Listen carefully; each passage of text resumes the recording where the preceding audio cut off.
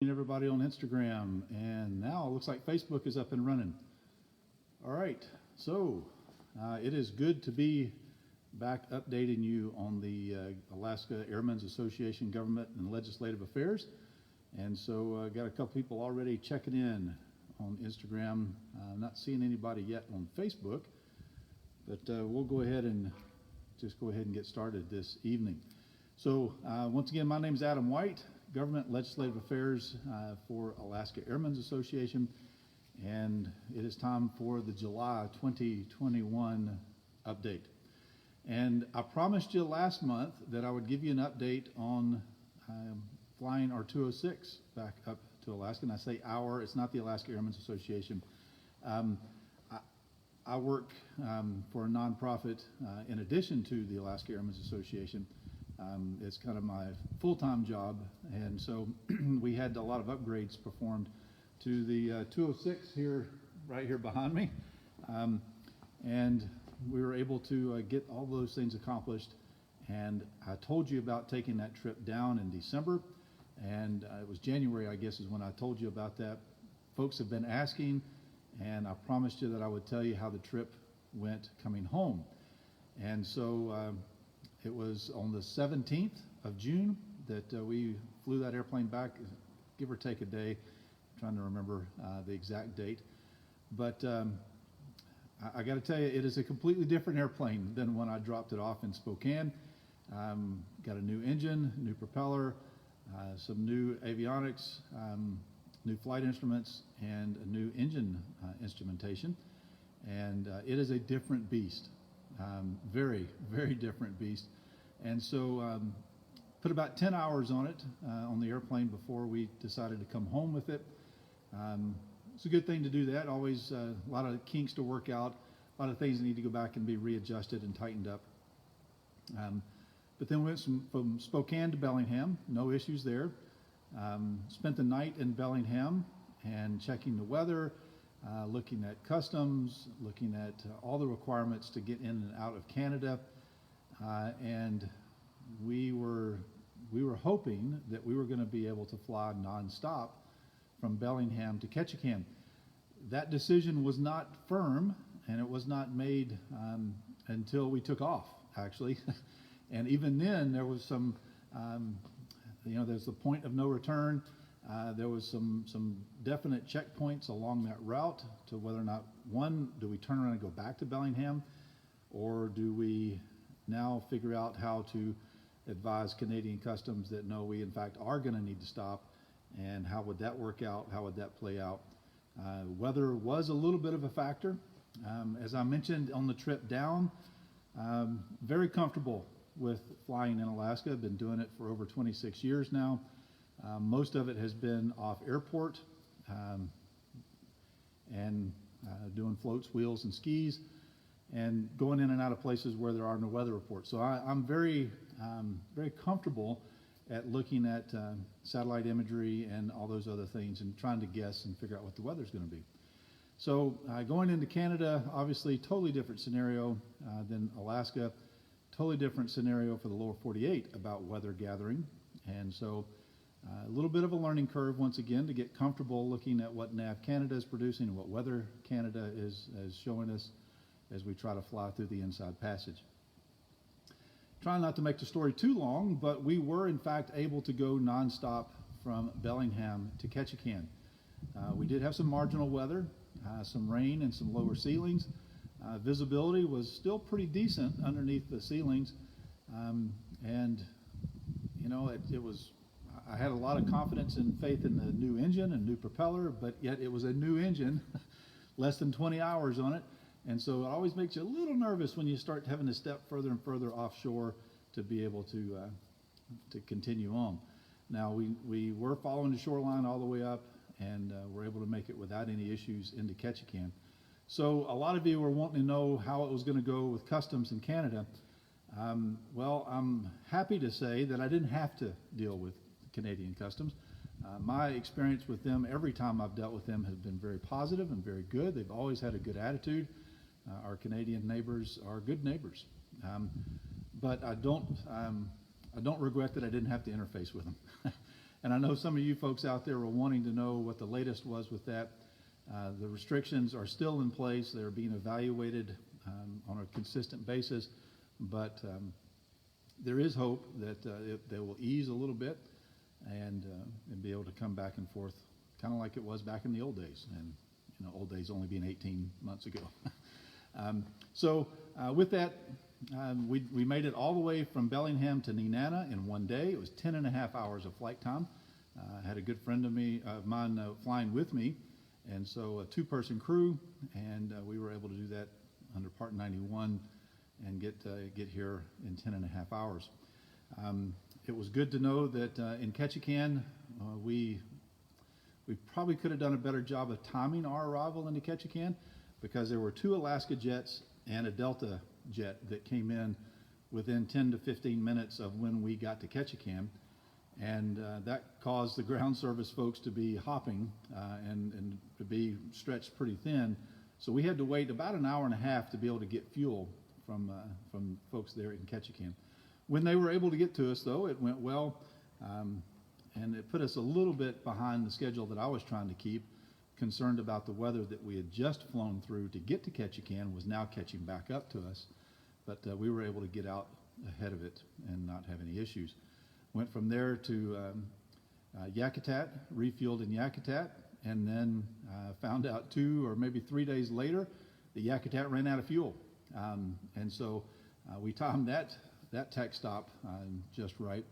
And Yakutat's always a great experience.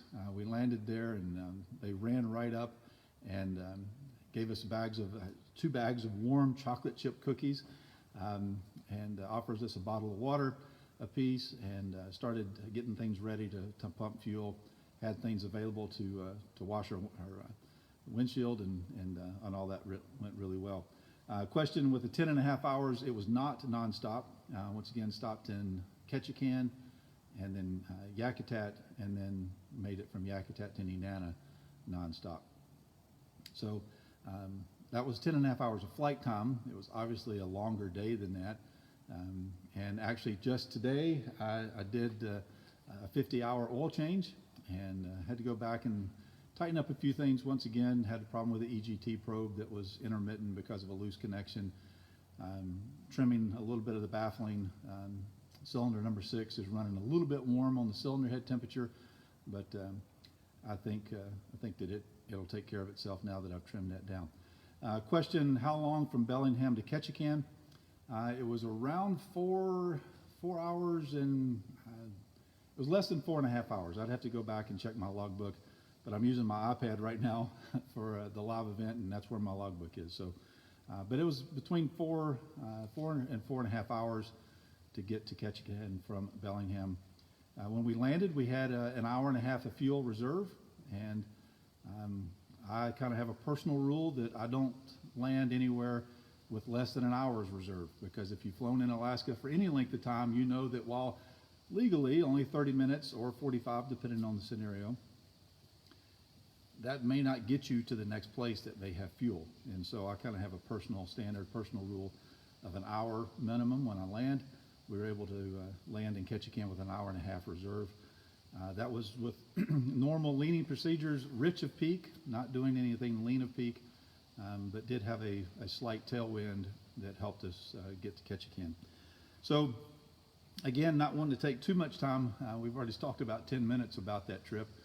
If you want to know some more details, please reach out to me. I got some pictures I could share, and some other information about our experience doing that. Flying the inside passage twice within 6 months, one in December and then once in June. So I guess that's technically a little more than 6 months. But actually it was kind of interesting. I took delivery of the airplane 6 months to the day that I handed it over to the shop. And so a lot of extensive work. They did an excellent job. Very pleased with how it's turned out. Very pleased with the performance that we're getting out of the airplane now. And so all that to say that it can be done to fly through the inside passage and not have to stop in Canada if you've got the range to do that. So we'll stop talking about that now, of course, but if you do have any more questions, or if you want some more information about that, I encourage you to reach out to me. private message or send me an email. My phone number is listed on the Alaska Airmen's website. There's lots of ways you can reach out and be glad to tell you more information about that. Hopefully everybody can hear me just fine. Hopefully you can see me just fine on the cameras. I'm still obviously here in the hangar, but it's 82 degrees here in Nenana today, and it is hot. And I know a lot of folks are kind of shaking their head and laughing at me right now because 82 degrees in the grand scheme of things, not that hot. But for interior Alaska, it's pretty warm, especially when we aren't going to get below 60 tonight and not have a chance to cool off. And I know that before I came to Alaska, I was in South America for a short time. I was in Texas for several years going to school. I was born and raised in Georgia. I've endured hot and humid, but my blood has acclimated to interior Alaska, and so it is rather a warm day. So I've got the hangar door open. We might have some air traffic come through. The military's been doing a lot of things with the Apache helicopters out of Ladd Army Airfield in Fairbanks. They come down here to Nenana and do practice approaches and things, and so we may have to pause for some of the noises that we may hear with air traffic. But some of the other things I wanted to talk about tonight, Skwitna, north of Anchorage, west of Willow, northwest of Big Lake and Wasilla. If you've flown in that part of the state in the Mat-Su Valley trying to cross over the Alaska Range, going through some of the passes out that way, Skwitna is a often used alternate. It's often used as an ace in the hole, something to pull out of your back pocket when weather causes you to have to divert. Sometimes the weather patterns at Skwitna are better than they would be along the highway system in Willow or Big Lake or Wasilla, even Anchorage. But wanted to reach out and see, and if you probably saw already the post on Facebook where I asked how important are runway lights to you at Skwitna. And I received a lot of feedback from a lot of folks. Thank you very much for responding to that inquiry. I know how important they are to me, and I know what my opinion is of that, but I wanted to know some more information from some folks that may use Skwitna a lot more than I do. The issue is Alaska Department of Transportation and Public Facilities, the sponsor of the Skwitna Airport, the folks who actually manage and maintain and own that airport. It's a gravel runway, but there are lights. They are in need of upgrade and repair, and DOT is trying to figure out, number one, how much would that cost, and they're estimating right now between $3 and $4 million to do the upgrade. There's some questions as to whether or not that may be an accurate number or not, but that's what they're saying right now. And they're trying to figure out, is it worth that investment in the Skwitna Airport? They're in the fact-finding phase right now, trying to gather information to then present it to some decision makers within DOT, and they have reached out to the Alaska Airmen's Association specifically, some other aviation organizations here in the state specifically they've reached out to, and some particular operators as well. And so again, thank you for your feedback. The overwhelming feedback that I received is that lights are in fact very important for Skwitna. And very good examples as to why that was important for a lot of you. And so thank you for that feedback. I've presented that case to Department of Transportation, had a very good conversation with their planner as to why the weather systems are not the same at Skwitna as they are at Willow, and why it is important coming back and forth through the Alaska Range passes that we have Skwitna, especially in the dark and the cold of winter, to be a viable alternate for coming and going. So again, thank you for that. We're going to keep working that issue.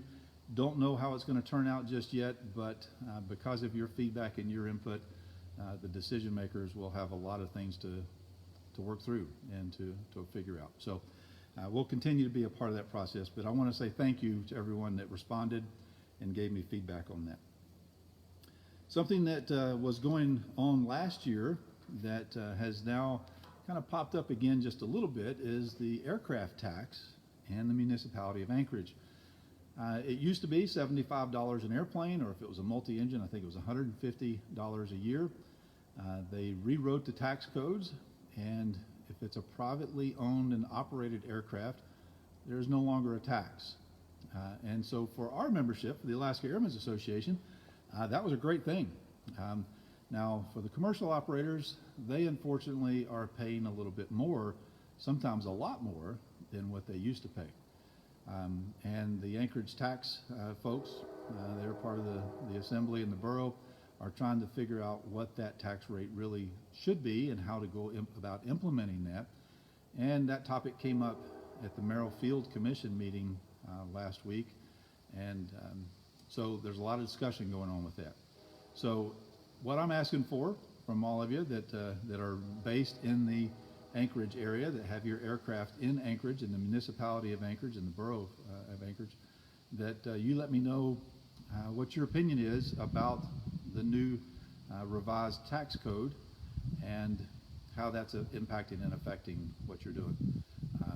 So we need to try to present a united front for the aviation industry when we deal with government. And sometimes I know that's difficult to do because we don't always have the same desires and needs when it comes between private aircraft and commercial aviation. So we're going to do our best to present that united front, but I want to make sure that we are accurately representing you, our members, with that issue. So some of the other things I'm following kind of closely, you probably have heard about the things that are going on within the FAA, maybe you haven't, about experimental aircraft and flight instruction in experimental aircraft. There was an issue with an operator in Florida that was using some World War II era aircraft to flight instruct. When the FAA dug a little bit deeper into it, they realized that there was very little flight instruction, if any at all, occurring, and that they were selling rides under the guise of flight instruction. And so the FAA said, hey, you can't be doing that. There was a big court case. A lot of things happened. The short version of the story is that the FAA came out with a preliminary decision that flight instruction for hire, for compensation, flight instruction for compensation in experimental aircraft is most likely going to not be legal anymore. They're going to go through this test phase and try to figure out how to go about the regulation change, and saying that the time frame is about 2 years before regulation would be finalized and introduced. So tracking that issue very closely, and you think, okay, how come that's a big deal? Well, let's say you buy an experimental airplane and you need to get some transition training. You find somebody that has a lot of time in that aircraft type, and you want to hire them to teach you how to fly the airplane you just bought. According to the FAA, you can't do that anymore. You're going to have to find a way for that person to give you flight instruction without compensation. Let's say you build an experimental aircraft and you want someone who has a lot of experience in that type to give you a checkout in it, or maybe even to help fly some of the 40 hours off in that testing phase. The FAA is coming back and saying no. And again, this all stems from a particular court case that came out of Florida where someone was offering flight instruction rides in a P-40 Warhawk, actually, and it wasn't flight instruction, the FAA determined, and so it's kind of ruined it for everybody else right now in the industry. But we're following that closely. A lot of the bigger alphabet groups, our brothers and sisters like the EAA and AOPA, have offered some direct feedback to the FAA on that policy, and we're following that closely and have offered some of our own opinions on the issue as well. And we've got somebody coming over here, so it may get loud. The train just came through Nenana a few minutes ago. You probably heard that, but now we've got folks coming in, going, doing touch and goes, and it's great to hear and see airplanes flying on this afternoon. And I'll wait till he passes. Again, got the hangar door open, enjoying the cool breeze, even though it's 82 degrees here in Nenana today. Clear TFR, R2206, that radar just to the south of me here in Nenana, that is right at the mouth of Windy Pass. Some updates for you on that. The record of decision has been signed, and they are progressing with continuing to build that radar site, and the TFR that's in place is going to continue to be in place for most likely till the end of 2022. That timeline has now slipped again, but actually it's an encouraging reason why it slipped this time. It's not just delays in construction. It's because the FAA and Missile Defense Agency have heard what we, the Alaska Airmen's Association, and other folks commented about, especially when it comes to notification of certain areas of that restricted area being turned on outside of NOTAMed times. And how do we notify pilots in the vicinity of that? So they're working through how to do that. They gave themselves a little bit more time to be able to get that accomplished. And so right now, the estimate is that the restricted area will be charted by the end of 2022. And in the interim, we're going to continue to have that temporary flight restriction in place over the Clear Air Force Station and around the existing R-2206 area. So, yeah, Tim, I see your comment there about fixing a problem that doesn't exist. That's the opinion of a lot of folks, including myself, when it comes to compensation for flight instructors in experimental aircraft. Unfortunately, one case, and the FAA made a blanket decision that had, I feel, some unintended consequences. I don't think the FAA realized what that decision was going to have when it came to ripple effects. So they're working on it, and we'll keep pressing them on it. One thing that's going on in Washington, D.C. right now is the infrastructure bill that's going before Congress in the Senate, the House and Senate. There's different versions. There's all kinds of things about estimations of timelines, and people have goals to get it done before the summer recess in August and all this other kind of stuff back and forth. And all this to say, we don't really know what it's going to look like. We know what it looks like today. We know what Murkowski and Sullivan and Don Young have done to get Alaska and aviation part of that infrastructure bill. But we're not sure what it's going to look like when it comes out of the end of the sausage-making machine that's called Congress.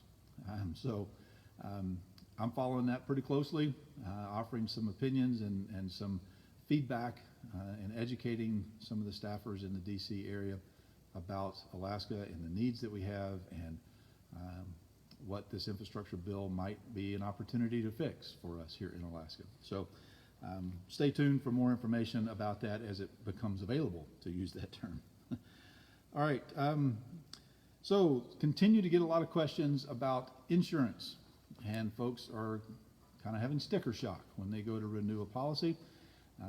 Talked to a member just last week who hasn't carried insurance for his aircraft, but now that he's getting up in age and thinking about giving the aircraft to younger folks in his family, they thought, well, maybe we ought to get some insurance on it. Well, how do you go about doing that? Who do we call? And what do we think the premiums are going to look like?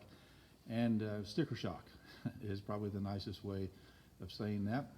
If you did not have a chance to watch the webinar that the Alaska Airmen's Association did in conjunction with BWI Insurance, I invite you to go back and look through Facebook and see if you can find that. It should be there. It should be on our YouTube channel. And there were some question and answer back and forth with that. A lot of great information. And so that maybe can answer some of your questions if you go back and watch that. The short version of the story is you're going to pay more. Rates are going to continue to go up. We're at the beginning of this surge, and it's going to go up. And he's coming back around for another touch and go. Again, great to see students learning and practicing. And so it's always great to hear those 172s going around the pattern. Yeah, so insurance, expect your rates to go up.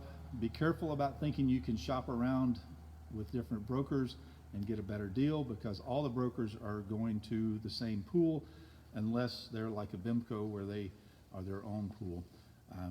So be careful. Talk to your broker before you decide to go shopping around other places, because you may be quoted a rate that you go somewhere else and they're going to say, oh, you've already been quoted. We can't offer you anything. So folks are looking at the coverage limits that they carry to see if they could save money that way. I would encourage you to be cautious doing that because you're going to be less protected if something were to happen. you're going to have less funds available to replace your airplane if, in fact, it's totaled. And we all know that the insurance market, it's going to take some years before it fixes itself and kind of readjusts and recalibrates. Speaking of the airplane market, though, if you checked used aircraft prices, don't even bother looking at new prices because, man, they're way up there. But the used market, of course, is folks are getting a lot of money for their airplanes right now. It is definitely a seller's market. So one of the things that I had to do with this 206, because of all these upgrades that we did, I had it revalued. And the value of the aircraft went up because of the improvements we did, but it also went up more than just because of the market value. The replacement cost of the airplane with none of the improvements was substantially more than what we had it insured for last year. Now with the improvements, it even bumped it up even higher, and so I had to pay a little bit more here mid-year to get additional coverage for that. So you might want to go back and have your airplane revalued. There's some appraisers out there that can help you do that. I just went online, and vref.com is a website where you can put in all the data and it gives you their estimate. It's kind of like Blue Book for airplanes, and that was sufficient for my broker to accept the value that I had assigned to it at that point. So, all right, looking at my list a little bit more, we don't want to keep folks too long tonight. It's good to see a lot of familiar faces and names popping up here on both Instagram and Facebook. If you do have any questions, go ahead and type those in, and I will do my best to get to them. Seaplane Pilots Association. We appreciate their efforts, and we partner on a lot of issues, and one of those things that we have partnered on through the years is invasive species. I was invited to be a guest on the Seaplane Pilots Association podcast, and if you want to hear that conversation between several of us, between the Seaplane pilots and the Alaska Airmen, talking about invasive species here in Alaska, talking about what we should do as float plane pilots and seaplane pilots to make sure we're not transporting invasive species from one body of water to the next, and talked a little bit about what's going on in the lower 48 and how here in Alaska we need to be prepared for some of those things that are in the lower 48 that may eventually come to Alaska. Alodia is here right now. Zebra mussels were found in an aquarium supply store in Anchorage. To my understanding, my knowledge, I don't think that they got out into the wild, but that's how Alodia was introduced here in the wild in Alaska, was because of aquariums. So let's be careful. Let's pay attention to what's going on with all that. But if you're interested in that conversation, go to Seaplane Pilots Association, to their website, and there's a podcast link, and you can search back 2 or 3 weeks ago, probably a little more than that now, and listen to that podcast with Steve and myself. So that's all I had on my list to cover this week. A lot more things going on. A lot of very cool projects underway, some research projects that are happening with NASA, with the National Weather Service, with the Alaska Aviation Weather Unit, AWC, the Aviation Weather Center. Lots of products out there being tested and validated. Weather camera programs doing a lot of stuff right now this summer, doing some testing.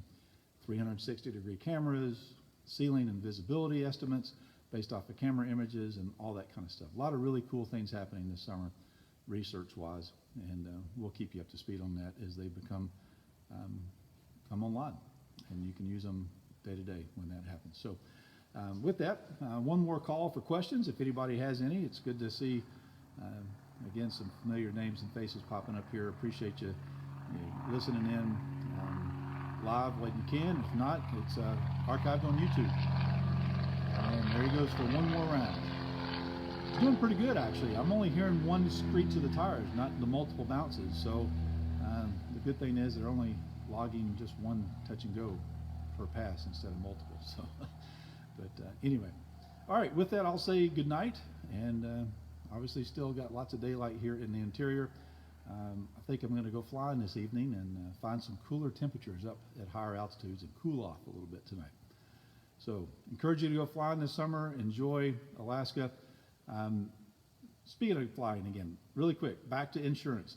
One of the comments that was made by the brokers is that currency and consistent flight time is important when they go back and look at your policies. So the comment was made, either you pay the insurance broker more because you're not flying very much, or you pay for more fuel so you don't have to pay more in insurance. Kind of sounds like dealing with organized crime. Either you pay me now or you pay me later, but you're going to pay me kind of thing. These guys are not crooks. They're not criminals. But they do have a very valid point. You need to go out and fly. You need to go out and practice. You need to go out and do currency training. You just need to go out and enjoy flying in Alaska. And the more time that you've got, the more currency, the more hours you've flown in the past 12 months, the past 90 days, the better you look as a risk to the insurance companies. So if you were looking for an excuse, you can quote me that you need to go out and buy some avgas to fly around, because if you don't spend that money buying avgas, you will spend that money paying your insurance broker when you renew your policy. So with that, I'm going to go burn some avgas this evening, and we'll talk to you later. Send me an email, send me a private message here on social media, or find my phone number there on the alaskaairmens.org website, and we'll look forward to talking to you next time. See ya.